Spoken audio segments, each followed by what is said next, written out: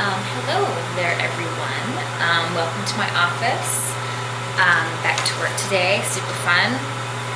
Nobody's really come in here all day, but I'm sure now that I'm talking to a camera, somebody will walk in.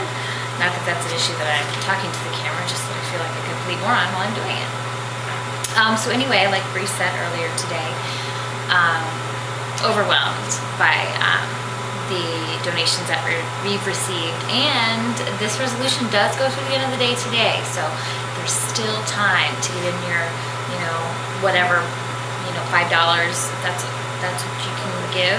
We'll take it. So it sounded weird. So yeah, donate more until the end of the day today. And here we did beat our goal, and we will announce the final amount tomorrow. We're really excited about it. And thank yous that I would like to give today are to the lovely Amanda Brend, Scott DeYoung, Sarah Milton Blakesley, Andrea Porth, Angelique, and excuse me for massacring this name, Emmerin Jones, and Jennifer Colgan. So thanks again to all of you for that. So my story, I guess, excuse me, I'm going to try to do like two super fast stories all in one, because Bree's Bare Naked Ladies story reminded me of my Bare Naked Ladies story, and I'll kind of be glossing over some details just to get this one through, but I've referred to my friend Amanda Brend on the blog multiple times. She's kind of our social butterfly aspiration, and she and I had gone to a concert in Omaha, so we drove in a couple hours to get there, and she didn't know that much about the band, but she knew that I liked them a lot and took it upon herself to make sure that I got to meet the band that night. And a couple of winks at a security guard, and there we were. Met all the guys in the band, drank some wine and beers with them, and I'm proud to say that I played floor hockey with the band and crew. They're Canadian and all, so they like hockey, and I thought, why not? I played floor hockey in 7th grade. I can hang. And I did not get any of the athletic genes from either of my parents. They're both pretty good at various athletic endeavors. Bree got all of that. I got very little of it.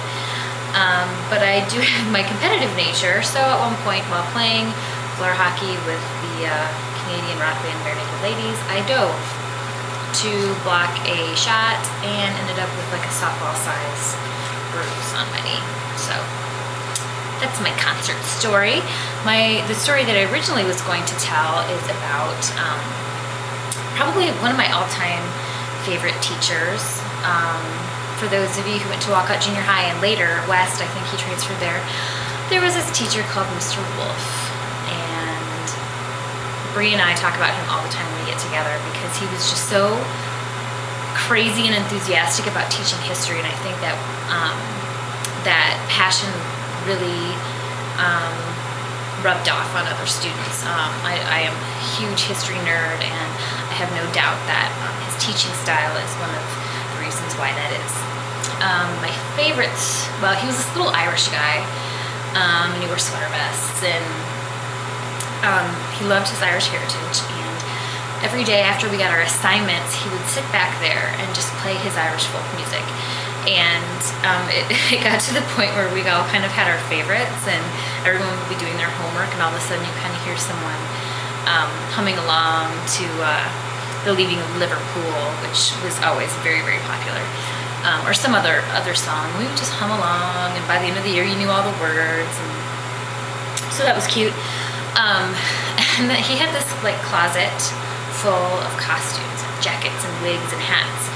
And whenever he was teaching American history, he would just go to the closet and, get the appropriate wig or hat or whatever it was that would go along with the story. And one of my favorites was when we were talking about Washington's crossing of the Delaware. He had on his coat and his little pioneer hat. He was, I think, marching, and we were all marching, and he was like, come come on, men, you need to march too. And so everyone was kind of like marching their desk, stomping, and then, you know, they'd all get in the boat, and, well, they didn't have shoes. That was one of the things too. So he takes his shoes and socks off, rolls his pants up to his knees, and he's marching, and then he gets in the boat, and the sea, and you know, the water was rough, and it was windy, and so he's sitting in like his chair going like, whoa, like all over the front of the classroom.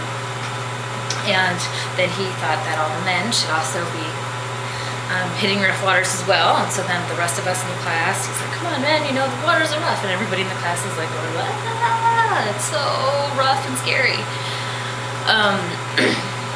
And it just seemed like whenever he was giving a history lesson, that there was just like this theatricality to everything that he did. And I know that a lot of us still talk about that to this day, and Bree and I do all the time. And then other times, if he was having a bad day, maybe doing your schoolwork, and he'd be sitting in the window and slowly wrapping the cord of the Venetian blinds around his neck, just like this, with his tongue out. So that was always funny too. So yeah, I don't know. I've heard that Mr. Wolf retired and maybe moved to warmer climates, but I'm not sure. So if you know, it's one of those situations where you know the teachers really don't get the praise that they deserve, and I would love to send Mr. Wolf a letter just to let him know that he was an amazing teacher, and we're gonna talk about him to this day. So if anybody knows where he's at, drop us an email at 52.resolutions@gmail.com. So that's my last story, or the last two stories for the week.